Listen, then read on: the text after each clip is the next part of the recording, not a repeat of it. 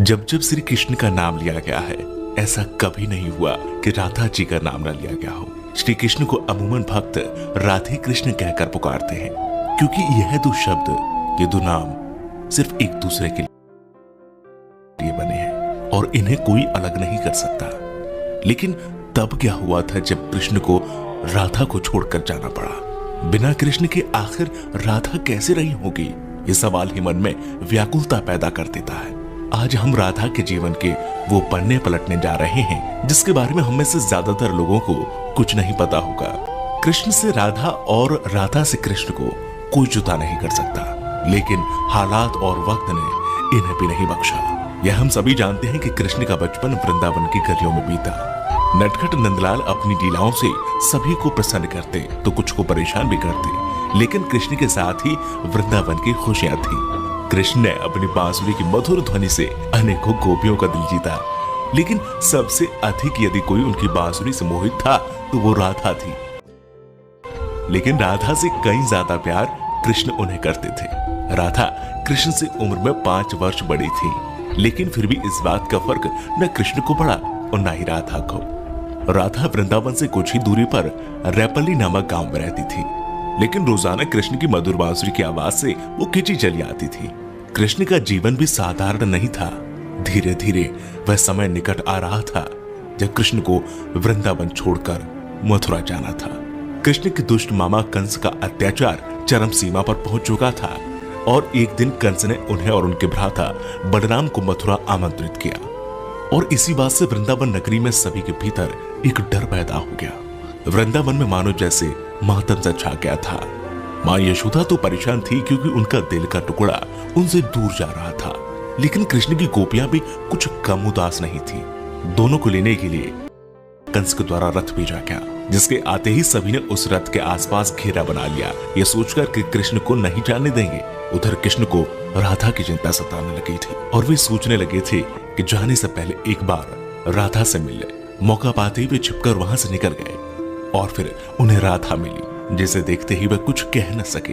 राधा कृष्ण की इस मिलन की कहानी बहुत अद्भुत है। दोनों ना तो कुछ बोल रहे थे और ना कुछ महसूस कर रहे थे, बस चुप थे। राधा कृष्ण को न केवल जानती थी बल्कि उनके मन और उनके दिमाग को भी समझती थी। कृष्ण के मन में क्या चल रहा है वे पहले से ही भांप लेती थी, इसलिए शायद उन दोनों को उस समय कुछ बोलने की आवश्यकता नहीं पड़ी। और आखिर राधा को अलविदा कहकर कृष्ण लौट आए और आकर गोपियों को भी समझाया और अनुमति लेने के बाद वहां से चले गए। और वृंदावन कृष्ण के बिना सूना हो गया। न कोई चहल पहल थी और न ही कृष्ण की लीलाओं की कोई झलक। बस सभी कृष्ण के जाने के गम में डूबे थे। परंतु दूसरी ओर राधा को इस बात का कोई फर्क नहीं पड़ा था, क्योंकि उनकी दृष्टि में कृष्ण कभी उनसे अलग हुए ही नहीं थे। शारीरिक रूप से जुदाई मिलना उनके लिए कोई महत्व नहीं रखता था। यदि कुछ महत्वपूर्ण था तो राधा कृष्ण का भावनात्मक रूप से हमेशा जुड़ा रहना। कृष्ण के जाने के बाद राधा पूरे दिन उन्हीं के बारे में सोचती रहती और ऐसे ही लंबा अरसा बीत गया। लेकिन आने वाले समय में राधा की जिंदगी क्या मोड़ लेने वाली थी, उन्हें इसका अंदाजा भी नहीं था। जो हर लड़की के साथ होता है वही राधा के साथ भी हुआ। माता पिता के दबाव में आकर राधा को विवाह करना पड़ा और विवाह के बाद अपना जीवन संतान घर गृहस्थी के नाम करना पड़ा। लेकिन दिल के किसी कोने में अब भी कृष्ण मौजूद थे। दिन बीतते गए, वर्ष बीत गए और समय आ गया था कि अब राधा काफी वृद्ध हो गई थी। और फिर एक रात वे चुपके से घर से निकल गई और घूमते घूमते कृष्ण की द्वारका नगरी जा पहुंची। वहां पहुंचते ही उन्होंने कृष्ण से मिलने के लिए निवेदन किया, लेकिन पहली बार उन्हें मौका प्राप्त तब हुआ जब कृष्ण काफी लोगों के बीच घिरे हुए खड़े थे। राधा को देखते ही कृष्ण की खुशी का ठिकाना नहीं रहा, लेकिन तब भी दोनों में कोई वार्तालाप नहीं हुई, क्योंकि अभी भी उन्हें अल्फाजों की आवश्यकता नहीं थी। कहते हैं कि राधा कौन थी यह द्वारिका नगरी में कोई नहीं जानता था। राधा के अनुरोध पर कृष्ण ने उन्हें महल में एक देविका के रूप में नियुक्त कर दिया। वे दिन भर महल में रहती, महल से संबंधित कार्यों को देखती और जब भी मौका मिलता दूर खड़े होकर कृष्ण के दर्शन कर लेती।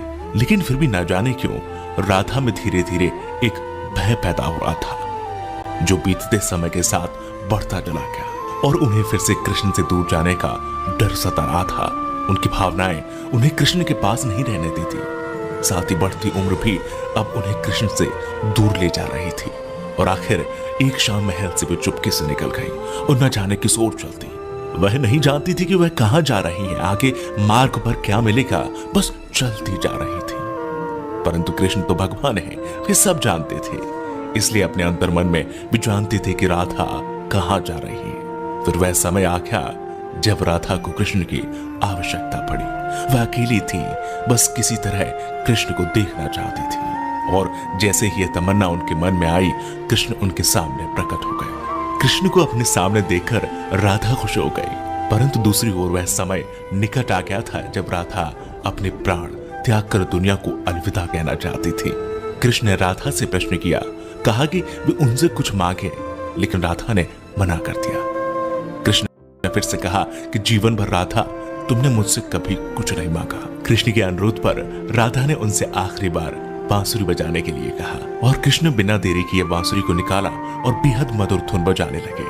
और बांसुरी की आवाज जैसे ही उनके कानों में गई, राधा ने अपनी आंखें बंद कर ली और धीरे धीरे राधा ने अपना शरीर त्याग दिया और दुनिया से चली गई। उनके जाते ही कृष्ण ने राधा को अपनी गोद में ले लिया और राधा से चिपटकर रोने लगे। उनकी आंखों से आंसू रुकने का नाम नहीं ले रहे थे और उसी दिन से कृष्ण ने बांसुरी को कभी नहीं बजाया। तो ये थी राधा और कृष्ण के जीवन की कहानी। अगर आपको पसंद आई है तो इसे लाइक करें, शेयर करें, कमेंट करें और हाँ, अगर आप हमारे चैनल में नए हैं तो हमारे चैनल को सब्सक्राइब जरूर करें।